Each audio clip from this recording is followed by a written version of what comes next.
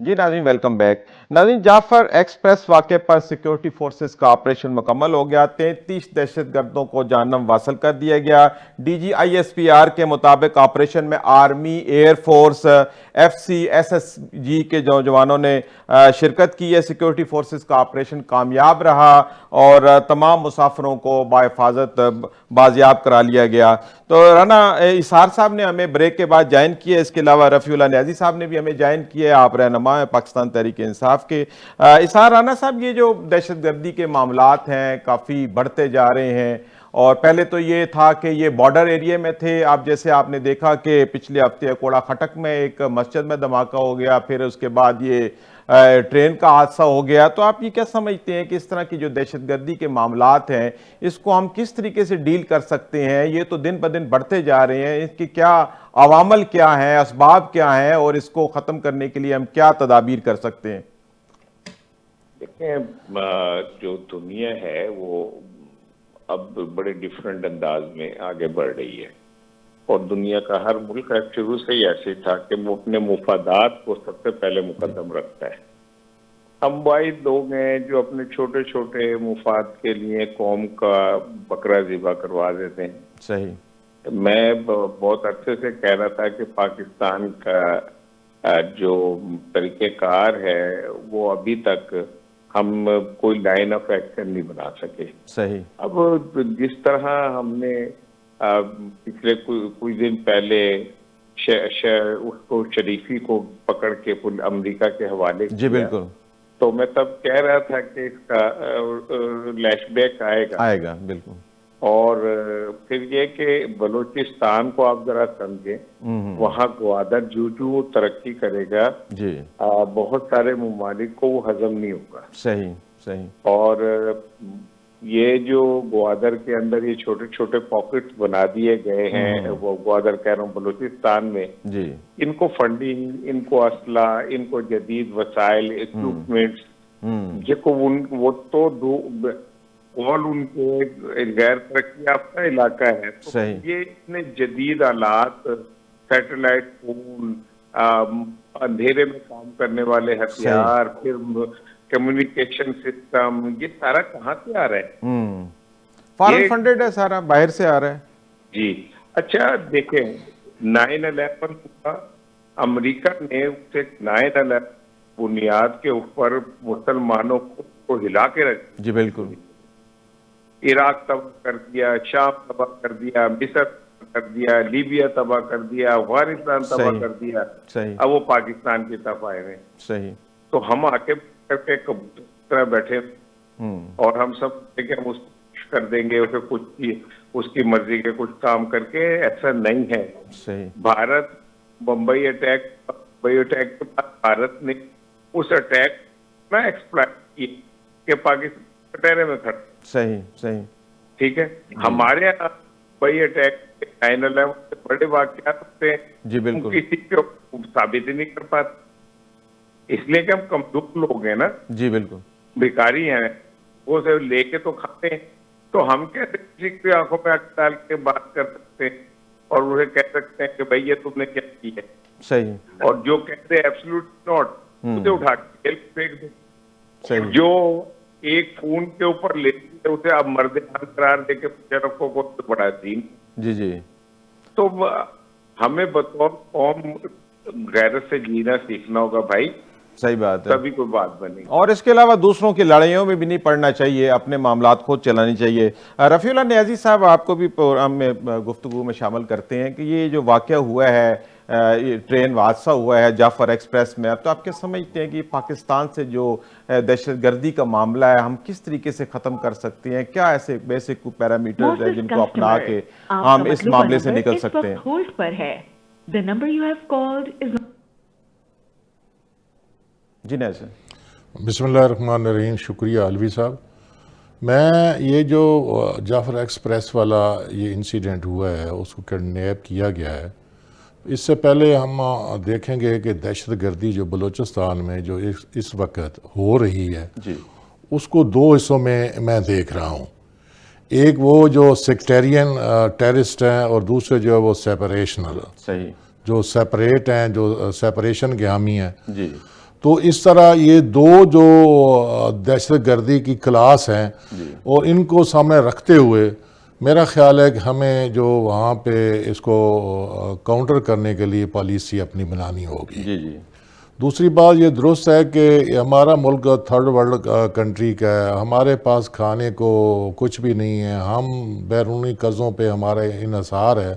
تو آپ جب کسی دوسرے کی جنگ میں جمپ کریں گے تو پھر ادھر سے جواب تو آئے گا.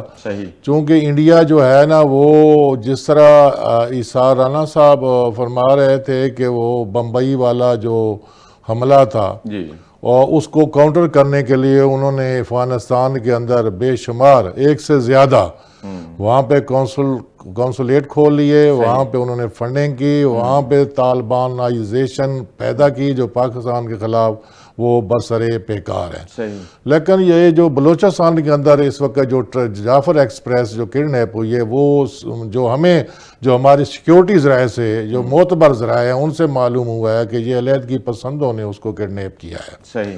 اس میں بھی ہم 2 چیزیں دیکھیں گے. دیکھیں یہ بہت اچھا انہوں نے آپریشن کیا. کڈنیپنگ کے بعد جو سیکیورٹی ایجنسیز اسپیشلی آرمی ہے یا ایئر فورس, ہم انہیں خراج تحسین پیش کرتا ہوں. لیکن ہم ایک سوال بھی اٹھانا چاہتے ہیں کہ کیا آپ کے پاس اس سے پہلے کڈنیپنگ سے پہلے انٹیلیجنس شیئر کسی نے نہیں کی, یا آپ نے اس پہ ورک نہیں کیا؟ نومبر میں یعنی آج سے 4 ماہ پہلے اسی جعفر ایکسپریس پہ حملہ ہوا, اس میں جو کیجویلٹیز ہوئیں وہ آپ کے سامنے ہیں. تو اس کے بعد پھر آپ نے لایا عمل یہاں پہ جو انٹیلیجنس ہے اس کو یہاں پہ اسٹیبلش کیوں نہیں کیا؟ وہاں کے لوگوں دیکھیں, اس میں کوئی شک نہیں کہ ہماری جو سیکیورٹی ایجنسیز ہیں جو انفارمیشن گیدر کرتی ہیں وہ دنیا کی ٹاپ 10 میں ان کا شمار ہے. مگر افسوس سے کہنا پڑتا ہے کہ جب اس قسم کے واقعات ہوں گے تو پھر ان کی جو وہ ریٹنگ ہے اس پہ سوالات اٹھیں گے. تو دو طریقے ہیں اس کے کہ اس کو کیسے کمبیٹ کیا جائے گا. سیکٹیرین حوالے سے ہم اس کو قابو کر سکتے ہیں. اس میں جتنے بھی گروپس ہیں, داعش بھی ہے اس وہاں پہ ایکٹیویٹ ہے, وہاں پہ لشکر جنگوی بھی ہے, اس کے علاوہ وہاں پہ حرکت الانصار, اس طرح کی میرا خیال میں 4-5 ہیں. اسی طرح جو ادھر لوگ ہیں جو اپنے آپ کو علیحدگی پسند کہتے ہیں, اس میں ایک بلوچ لبریشن آرمی ہے جو برہام دام بگٹی جس کو ریپریزنٹ کر رہے ہیں.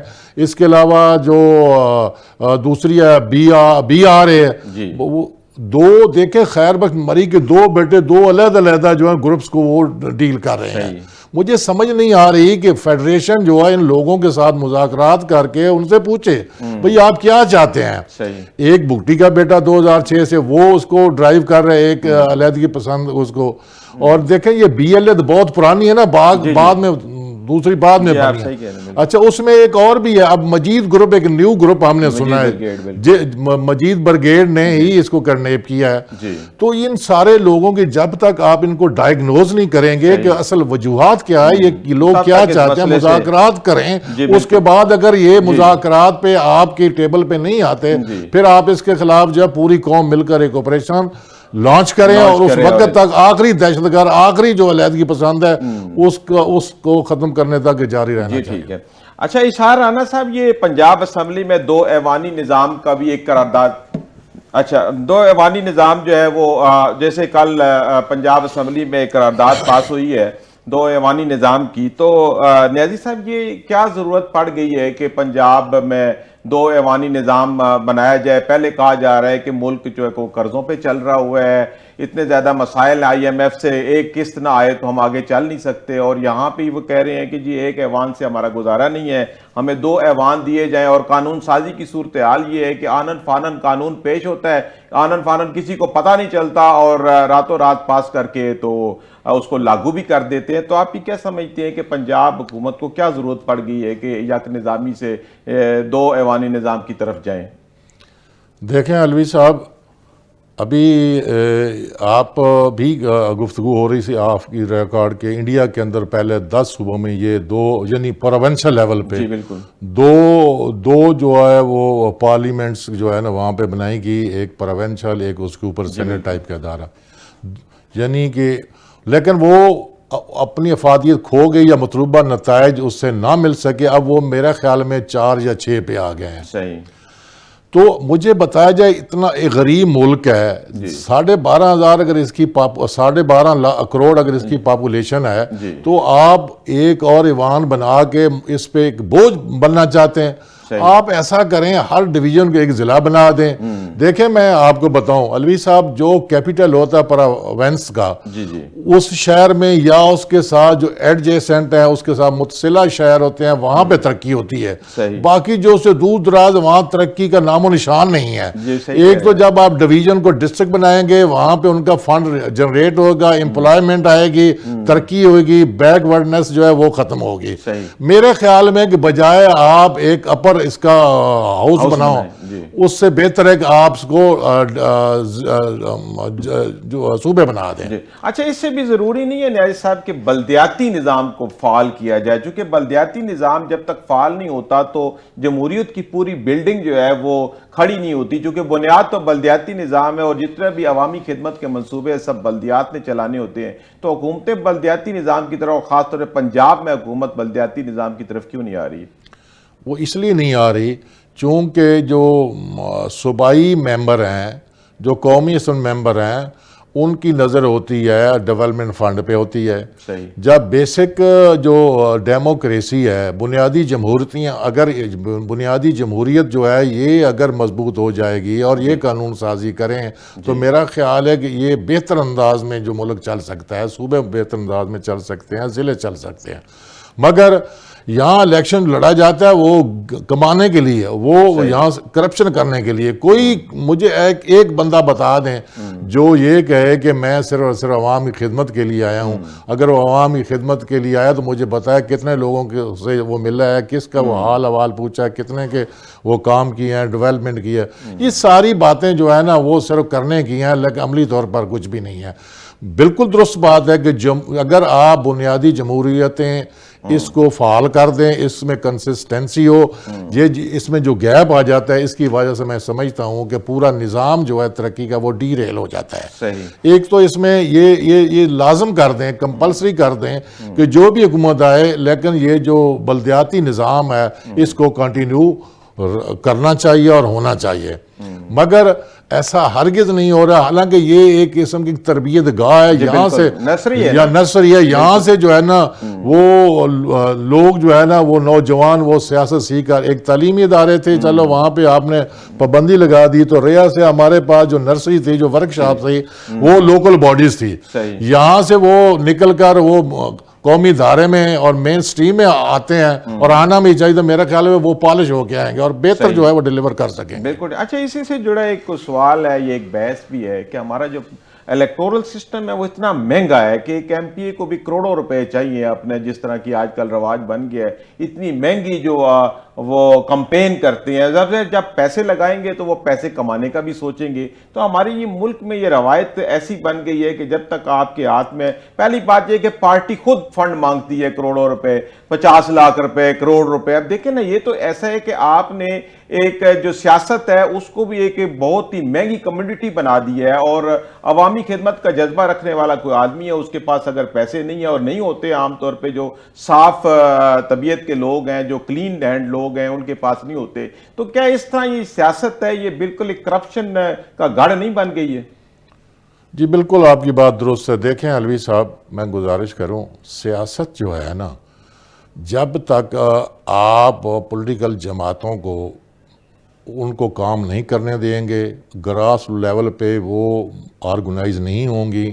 میں ابھی آپ کے سامنے ایک ایگزامپل رکھ رہا ہوں کہ 2024 کا 8 فروری کا الیکشن آپ کے سامنے آیا کہ وہاں پہ لوگوں نے نہ کوئی جلسہ کیا ہے، کینڈیڈیٹ جو پی ٹی آئی کینڈیڈیٹ تھے، نہ انہیں جلسہ کرنے دیا گیا ہے، نہ انہیں کارنر میٹنگ کرنے دی گئی۔ ایون دین جو امیدوار تھا وہ بیچارہ انڈر گراؤنڈ چلا گیا، پولیس کے گھر پہ ریڈ کر رہی تھی، اس کو پکڑ رہی تھی، کوئی وہاں پہ بل بورڈ نہیں تھا، کوئی فلیکس نہیں تھا۔ یہ اسحاق رانا صاحب نے ہمیں دوبارہ جوائن کیا ہے، تو اسحاق رانا صاحب یہاں پہ بات ہو رہی تھی یہ 2 ایوانی نظام کی جو پنجاب اسمبلی میں قرارداد منظور ہوئی ہے، تو یہ پنجاب حکومت کو کیا ضرورت پڑ گئی ہے کہ وہ ایک ایوانی نظام سے نکل کے 2 ایوانی نظام کی طرف جائے؟ کیا کمی ہے ایسی، اور اس کی کیا ضرورت محسوس ہوئی ہے؟ مجھے تو حیرت ہوتی ہے کہ جن کے پاس مینڈیٹ ہی کمپلیٹ نہیں ہے وہ اتنے بڑے فیصلے کرنے نکلے ہیں. جس ایوان میں یہ لوگ بیٹھے ہیں، کیا یہ ایوان میں یہ فارم 45 لے کے بیٹھے ہوئے ہیں جو یہ ایک نیا وہ لے کے کہ جی 2 ایوانی نظام ہوگا اور یہ ہوگا اور لیجسلیشن ہم اس طرح کی کریں گے. ویسے خیر ابھی یہ انہوں نے آغاز ہی ہے، اس میں تو ممکن تو فی الحال ہے نہیں، اس کے لیے انہیں 2/3 اکثریت چاہیے. اس کے علاوہ مرکز سے بھی منظوری ضروری ہے، قومی اسمبلی میں بھی آئین میں ترمیم کرنا، آئین میں ترمیمی ضروری، آئین میں ترمیم ہوگی. یہ کوئی اتنا آسان نہیں ہے. ویسے تو مرکز کی جہاں تک بات ہے تو محترمہ مرکز کو کچھ نہیں سمجھتی ہیں جی. انہوں نے تو اپنے وزیر اعظم کی تصویر نہیں چھاپی 60 صفحات میں جہاں اپنی صاحب تصویریں چھاپی ہیں. صحیح. تو وہ پر کچھ نہیں سمجھتی. یہی وجہ ہے کہ پیپلز پارٹی جب کہتی ہے میں پنجاب میں پاور شیئرنگ دیں تو شیواجی صاحب کہتے ہیں کہ جی میری تو وہاں پہ دال نہیں گنتی. صحیح. پہلا وزیر اعظم یہی بات کے پی کے میں ہوئی ہوتی، کے پی کے والے نے ان کو کسی بات پہ انکار کیا ہوتا تو پھر ہوتا کہ جی دیکھیں کیسے تصادم ہو رہا ہے اور وہ باغی ہے وہ. جی بالکل. یہاں پہ اگر وزیر اعظم کی کوئی وہ نہیں ہے تو خیر ہے، کوئی بات نہیں. صحیح. تو یہ میں نہیں سمجھتا کہ یہ اتنا آسان ہے. ہاں جیسے انہوں نے 27ویں ترمیم کی ہے بلڈوز کر کے پارلیمنٹ کو، ہاں جس طرح پہلے ہو رہا ہے آنن فانن قانون آتا ہے اور پاس ہو کے رات کے اندھیرے میں چلا جاتا ہے، ایسے شاید ممکن ہے. تو ممکن ہو سکتا ہے اگر بڑوں کی خواہش ہوگی ہاں تو پھر یہ پاسبل ہو سکتا ہے، فوری طور پہ ہو جائے گا. اچھا اسحاق رانا صاحب، اس سے ضروری بلدیاتی نظام نہیں ہے؟ بلدیاتی نظام کو فعال نہیں کیا جا رہا، یہ جمہوریت کی ایک بنیاد ہے، اس طرف آتے نہیں ہے اور اگلا ایک سٹیپ لے رہے ہیں جس کی ضرورت نہیں ہے. میں یہی تو کہہ رہا ہوں کہ یہ لوگ ڈرتے ہیں عوام میں جانے سے. 8 فروری کو جو عوام نے انہیں سبق دیا ہے یہ اس سے اتنا خوفزدہ ہے کہ یہ کبھی بھی ووٹ کی طرف نہیں جائیں گے، مینڈیٹ کی طرف نہیں جائیں گے. نعرہ ضرور لگائیں گے. اب تو وہ نعرہ بھی نہیں لگاتے، اتنے شرمندہ ہو چکے ہیں کہ نعرہ بھی نہیں لگاتے. صحیح صحیح. تو یہ ابھی بس اختراع ہے، اسے میں تو سیریس نہیں لے رہا. اتنے ہی اگر وہ ہوتے تو کوئی ایسی قانون سازی کرتے جس سے عوام کو کوئی فائدہ پہنچے. عوام کے لیے تو کچھ کرتے نہیں ہے. صحیح. 2 ایوان بنا دو، 4 ایوان بنا دو، ایک جاتی مرا میں ایوان بنا دو، مرضی ہے جو مرضی کہتے رہیں، کیا فرق پڑتا ہے. صحیح ہے. اچھا نیازی صاحب، یہ کیا ڈر ہے جس ڈر کی اسحاق رانا صاحب بات کر رہے ہیں کہ ڈر کی وجہ سے یہ بلدیاتی نظام کی طرف نہیں جا رہے؟ جی بالکل. میں جس طرح 8 فروری 2024 کے الیکشن آپ کے سامنے اس کا رزلٹ ہے، یہ ڈرتے ان کے پاس انہوں نے ڈیلیور تو کیا نہیں ہے. یہ ماضی میں یہ کرپشن میں کنوکٹ ہوئی ہیں، پھر جس طرح یہ واپس اس ملک میں آئے ہیں یہ ایک علیحدہ ایک بحث ڈیبیٹ ہے اور دنیا دیکھ رہی ہے. اور اس الیکشن کی وجہ سے میں گزارش کروں، آپ کا جمہوریت میں 130واں نمبر تھا، وہ تنزلی اس کی 6 درجے ہو کے 124 پہ آ گئے. اور پھر آپ کو جو ہے وہ اس میں آمرانہ حکومت میں ڈالا گیا ہے. صحیح. یہ تو حالات ہیں آپ کے. جی بالکل. یہ ڈرتے ہیں. خدا کا خوف کہیں کہ ملک کے اندر آپ نے پہلے رزلٹ جو ہے نا وہ چوری کیا ہے، پہلے الیکشن چوری کیا ہے، اب دوبارہ بھی یہ چوری کر لیں گے.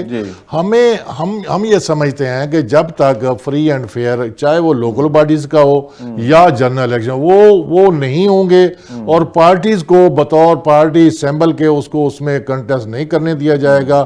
ہم نہیں سمجھتے کہ جمہوریت کی کوئی خدمت ہوگی یا جو اس کے جو فارم 47 کے تھرو حکومت بن کے آئے گی تو پھر تو انہوں نے اپنے آپ کو سٹیبل کرنا ہے، عوام کی کیا پڑے گا. ٹھیک ہے. اچھا اسحاق رانا صاحب، آپ کو میری آواز آ رہی ہے؟ نہیں ہے. اچھا نیازی صاحب، یہ پی ٹی آئی کے مطالبات تو وہیں کھڑے ہیں. پہلے احتجاجی تحریک کی طرف آپ گئے، پھر مذاکرات کی طرف گئے، لیکن پھر مذاکرات بھی نہ چل سکے. آپ کے مطالبات تو وہیں کھڑے ہیں. کہا جا رہا ہے کہ عید کے بعد پی ٹی آئی کی طرف سے کچھ احتجاجی تحریک کا کوئی اہتمام کیا جا رہا ہے. تو کیا کوئی تفصیلات ہے عید کے بعد کیا ہونے جا رہا ہے؟ دیکھیں علوی صاحب، پی ٹی ایک سیاسی جماعت ہے، بلکہ وہ ایک الائنس بنا چکی ہے جس کا نام ہے پاکستان تحفظ آئین پاکستان. صحیح. تو ایک موومنٹ ہے، جو موومنٹ ہوتی ہے ڈیفینیٹلی اس نے پھر آگے بڑھنا ہوتا ہے. جی. ہمارا وہی سٹانس ہے، وہی نیریٹو ہے. ہم یہ کہتے ہیں کہ عدلیہ کی آزادی ہو، ہم کہتے ہیں کہ آپ یہ جو پیکا ایکٹ ہے اس کو ریورس کریں. ہم یہ کہتے ہیں کہ دیکھیں جو بے گناہ لوگوں پہ پرچے ہوئے ہیں ان کو جو ہے ریلیز کیا جائے. ہم یہ سمجھتے ہیں کہ جو ہمارا منڈیٹ چوری ہوا ہے ہمیں واپس لوٹایا جائے. اگر آپ ایسا نہیں کر سکتے تو پھر اگر آپ کو اس پہ کوئی اعتراض ہو تو آپ ایک فری اینڈ فیئر نیا الیکشن کروا کے دیکھ لیں. تو یہ آئین ہمیں اجازت دیتا ہے. ہم ایک پولیٹیکل جماعت ہے، ہمارے ساتھ زیادتی ہوئی ہے، ہم پر جبر اور سفاکیت کا دورہ رہا ہے. اس لیے ہم نے آزادی کے لیے، غلامی سے آزاد ہونے کے لیے ہم یہ سمجھتے ہیں کہ ہر ایک ادارے کو اپنے ڈومین میں کام کرنا چاہیے. وہ بہتر انداز میں سیکورٹی کے معاملات کو دیکھیں گے. ہم کہتے ہیں جوڈیشری کو اپنا کام کرنا ہے، وہ جوڈیشری اپنا کام کرے گا.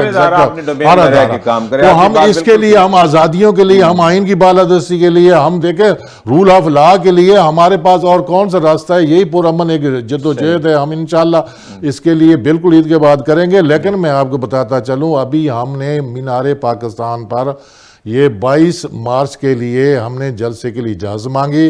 ڈی سی صاحب کا پینڈنگ ہے.